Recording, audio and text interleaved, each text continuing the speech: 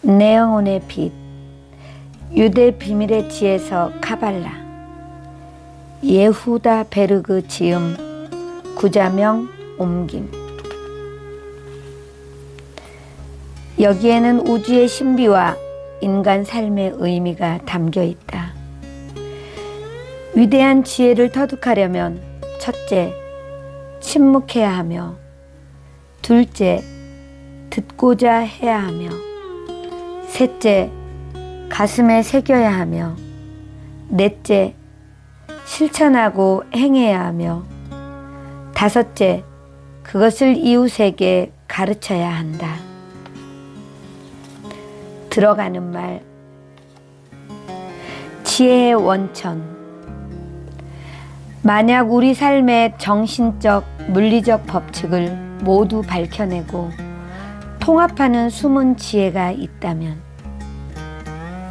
그 지혜가 이 행성에 종교가 생기기 전부터, 그리고 아담과 이브 또는 이 세상 자체가 창조되기 전부터 존재해온 모든 정신적 가르침의 진정한 근원이라면,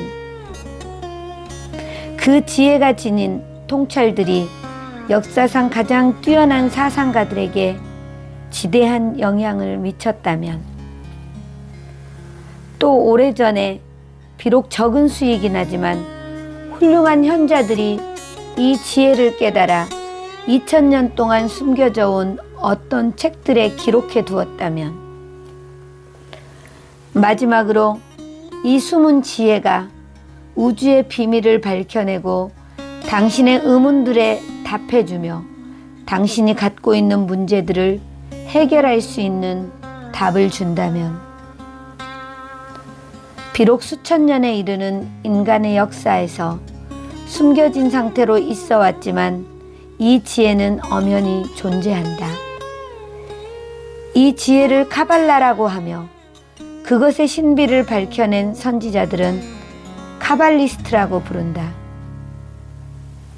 카발라의 주요 교서는 조하르로, 그것의 신비한 가르침은 세상에서 가장 빛나는 영적, 철학적, 종교적, 과학적 지성들에게 영향을 주었다. 그럼에도 그것은 인류 대다수에게 아직 미지의 것으로 남아있다. 비밀이 새어나가다.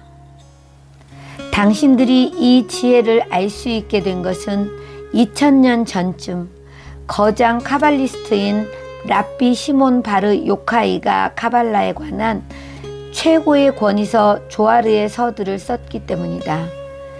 그러나 수십 세기 동안 일반 사람들은 카발라와 조하르의 가르침을 접할 수가 없었다. 엄청난 피해 희생과 혹독한 고문, 비극적인 삶을 결코 두려워하지 않았던 용기 있는 카발리스트들의 노력에 힘입어 카발라는 우리에게 비로소 전해질 수 있었다. 아이러니컬하게도 그 카발리스트들은 죽고 난 후에 그들을 박해한 바로 그 사람들에 의해 최고의 존경을 받기에 이르렀다. 20세기를 넘는 세월 동안 이러한 일은 되풀이되어 나타났다. 이제 당신은 오랜 세월 동안 접할 수 없었던 이 지혜의 책을 읽을 수 있게 되었다. 이것은 우리 시대의 진정한 카발리스트인 다음 세 사람 덕분이다. 카발리스트 라브 애슐레그, 카발리스트 라브 브래드웨인, 카발리스트 라브 베르그. 나는 라브 베르그가 내 아버지인 동시에 지도자, 스승, 친구라는 사실을 자랑스럽게 말씀드린다. 라브 브랜드웨이는 내 아버지의 스승이었고, 라브 애슐레그는 라브 브랜드웨인의 사랑했던 스승이었다. 이들의 진정한 비범성은 비의적이고 복잡한 가르침을 보통 사람들도 이해하기 쉽게 풀어낸 귀한 능력에 있다. 역사상 많은 과학자, 철학자, 의사들이 앞서가는 철학적 또는 과학적 원리를 밝히는데 유용한 아이디어와 개념들을 얻기 위해 비밀리에 카발라를 연구해왔다. 그런가 하면 어떤 학자들은 지적 또는 학구적 목적을 위해 카발라를 탐구했다. 그러나 어떤 사람이 고전 음악 분야에서 대단한 학자가 될 수 있을지는 모르지만 세계적인 교향곡 같은 것은 모차르트적 재능을 지닌 사람만이 작곡할 수 있는 법이다. 라브 베르그, 라브 브래드웨인, 라브 애슐레그는 카발라의 진정한 대가들이며 이 지혜의 참된 지킴이들이다. 그들의 계보는 아브라함의 시대로 거슬러 올라가며 그 지혜를 원래 훼손되지 않는 형태로 보존하는 오랜 전통을 갖고 있다. 그들의 목표는 노벨상이라든가 학문적 명성 또는 끝없는 철학적 논쟁 따위에 있지 않다. 이 카발리스트들의 목표는 오로지 모든 인류에게 행복과 평화와 충족을 가져오는 데 있다. 경계하라. 사실 카발라의 교훈들이나 지혜와 관련해서 엄격한 금지사항이 하나 있다. 이 경고는 2세기부터 전해 내려오는 것으로 이 책에 나오는 13가지 영적 원리 중 첫 번째 것이다. 당신이 읽은 것을 단 한마디도 믿지 말라. 카발라는 다음과 같은 모든 해묵은 물음들에 답해준다. 신은 있는가? 삶은 왜 이다지도 혼돈과 고통투성이인가? 우리는 왜 이곳에 존재하는가? 어떻게 하면 늘 만족스러운 삶을 살 수 있는가? 어떤 이들은 말한다. 카발라는 단지 터널이 끝나는 곳에서 나타나는 빛이 아니라 터널 자체를 태워 없애버리는 빛이며 의미와 깨달음의 전혀 새로운 차원을 열어주는 것이라고. 카발라는 우리에게 많은 것들을 말해준다. 어떻게 이 세상은 시작되었고 또 왜 세상은 시작되었는가? 우리는 왜 좋지 못한 낡은 습관으로 끊임없이 되돌아가는가? 우리는 왜 선하고 우리 삶에 유익하다고 알고 있는 행동들을 하지 않는가? 어떻게 해야 깨어나는 매 순간마다 의미와 영적 힘이 스며들게 할 수 있는가? 이것들은 강력한 이야기임에 틀림없다. 그러나 믿지 말라. 단 한마디도. 또 단 1초라도 믿는다는 것은 바로 그 자체로 의심이 남아있음을 암시하는 것이다. 반면 안다는 것은 어떤 회의의 흔적도 남기지 않는다. 그것은 확실성을 뜻한다. 곧 당신 뱃속에서, 당신 가슴 속에서, 당신 영혼에서 생겨나는 완전한 확신을 뜻하는 것이다. 그러므로 이 책에서 말하는 교훈들을 하나하나 시험해보라. 당신 삶의 이 원칙들을 응용해보고 당신 삶이 나아지는가를 살펴보라. 그 교훈들을 가지고 호흡해보고 공기가 좀 깨끗해지는가를 살펴보라. 우리 시대에 이와 같은 책이 당신과 인류에게 가르침을 줄 수 있게 되기까지는 많은 희생과 고통이 뒤따랐다. 그러므로 영성은 강요할 수 없다는 카발리스트들의 격언을 우리 마음속에 담아두는 것이 중요하다. 다시 말해 이 책의 의도는 설교하는 데 있지 않고 겸허하게 가르쳐 주는 데 있다. 바로 그렇기 때문에 이 교훈들을 맹목적으로 받아들여서는 안 된다. 당신의 직접 체험을 통해 알아내야만 한다. 그리하면 당신은 몸과 영혼으로 카발라의 진실을 느끼게 될 것이고 당신 가슴으로 현자들의 지혜를 알게 될 것이다. 유추의 언어.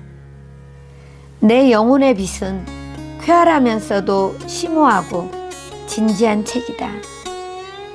그런 기분으로 읽어나가노라면 당신은 재미뿐만 아니라 통찰력도 동시에 얻을 수 있을 것이다. 지혜라고 반드시 복잡하고 지루하고 무거워야 할 필요는 없다. 무엇보다 카발라에서는 지혜를 빛이라고 부른다. 카발라에 대한 오해들. 음악 소리를 들을 수 없었던 이들은 춤추는 사람들을 보고 제정신이 아니라고 생각했다. 고대의 카발라라는 말은 대다수 종교적 지도자들의 가슴 속에 두려움을 불러일으켰다. 베일에 가려 수백 년이나 시대를 앞서가는 생각들을 담고 있는 카발라는 사실 근거가 없는 온갖 소문과 혐의를 뒤집었었다. 15, 16세기 사람들에게 전화나 인터넷이 무엇인지 설명하려고 애쓰는 당신 자신을 상상해보라. 당신은 일종의 신비주의자 취급을 받을 것이다. 카발라는 바로 그 때문에 신비주의로 일컬어져 왔다. 하지만 한때 신비주의로 간주되었던 것이 이제는 과학으로 불리고 있는 것이 얼마나 많은가. 아서 클라크는 그러한 현상을 이렇게 표현한다. 진보할 만큼 진보한 기술을 마술과 구별하기란 어려운 일이다. 카발라는 여태까지도 그래왔지만 앞으로도 계속 독창적인 삶의 기술로 남을 것이다. 그것은 충족의 물리학이며 형이상학이다. 카발라는 수천 년을 앞서간 혁신적인 철학이었기 때문에 그동안 사람들의 정신을 돌게 할 수도 있다는 따위의 오해를 사왔다. 그렇다. 오래전에는 카발라를 연구하는 사람은 미쳐버릴 수 있다고들 생각했다. 그렇다면 이 책에서는 그것에 대해 어떻게 답할까? 미쳐버리자. 우리 사회가 정상이라고 정의 내리는 것은 이런 것들이다. 심장병, 공황장애, 오존층 파괴, 살인, 대량 학살, 자살, 항공기 추락, 주가 폭락, 인종 갈등, 고등학교 총기 난사 사건, 종교 분쟁, 경기 후퇴, 불황, 상담 치료, 가계 보조, 생화학전, 밀실 공포증, 외국인 혐오증, 실직, 미사일 배치, 종교적 박해, 사형, 정치 뇌물, 대량 해고, 타블로이드판 대중신문, 스테로이드, 질병, 고독, 지진, 독극물 오염 호수, 질환, 약물 중독, 그리고 죽음 등. 그렇다면 맞는 이야기다. 카발라는 당신을 미치게 할 수 있다. 자, 이제 정신이 살짝 돌 준비가 되었는가? 멋지다.